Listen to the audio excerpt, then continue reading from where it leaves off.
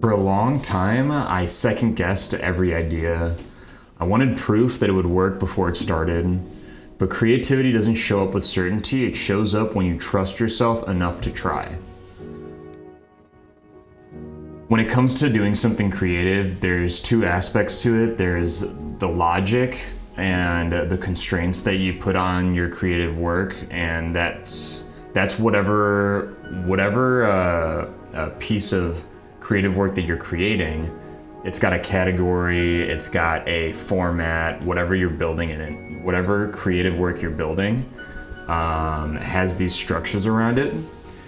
And then there's also like, you have principles, or you say, oh, I want to use this keyword, for example, when you're creating like a marketing copy. Or if you're building like an art piece, oh, I want a mountain, or, you have context to whatever creative work you're building. And then you have instinct. So you have structure, logic and structure, and then you have instinct. And giving room for both structure and instinct and creativity in your work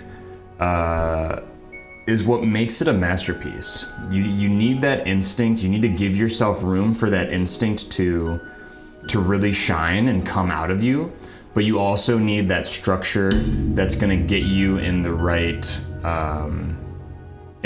format and mood for what you're trying to create. And intuition feels risky, and that's why it's usually right. So when you're building something creative and you have intuition around what you need to build, but you feel like maybe it's not the right thing. I don't know if this is going to be the right thing for me, or if this is going to come out how I want it to.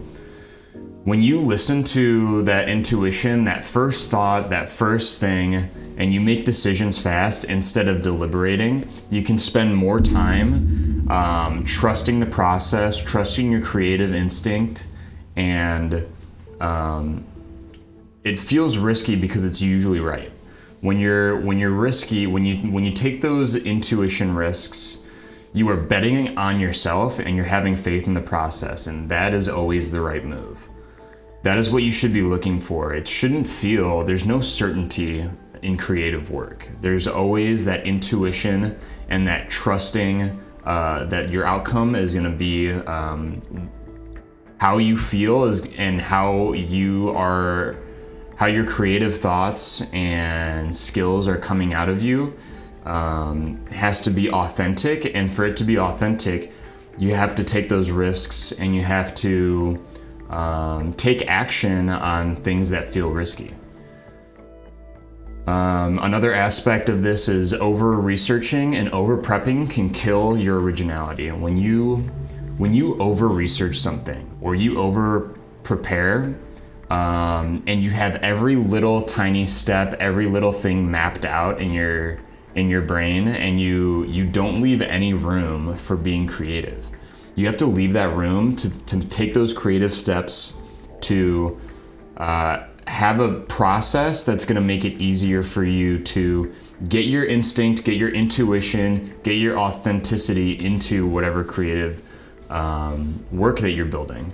And in doing that, you want to leave room in your research and your prep to allow yourself to be more original. It's got to come from within. I think one story that I have is for building my business, I started out just doing website freelancing. I was like, hey, I'll come build your website for you.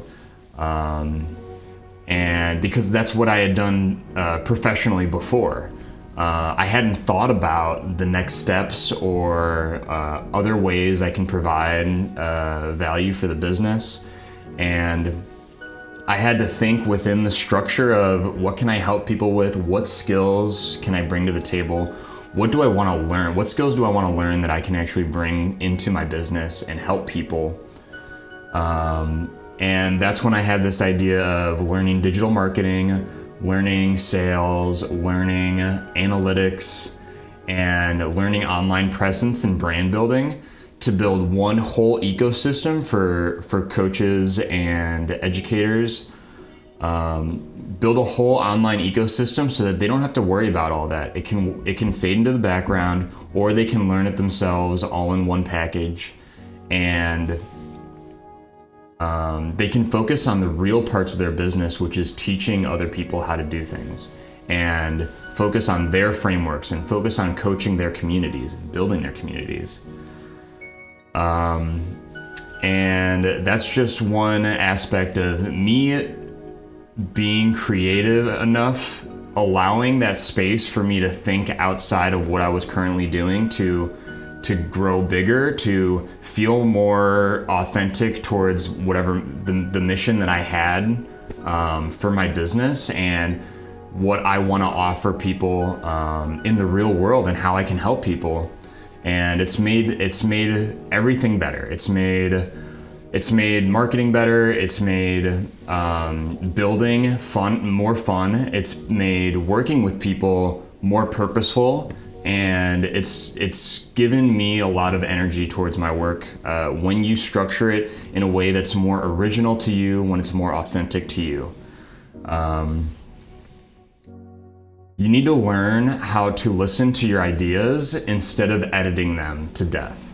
When you listen to the originality or the authenticity that comes out of your creative instinct and intuition, there's a whole new aspect of the work that you do, and it separates you from everything else that you are learning.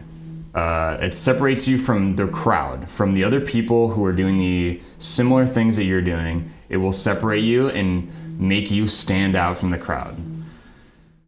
So every creative decision you make teaches you something, even the wrong ones. So stop asking for permission from your fear. Start trusting the small voice that says, let's go create.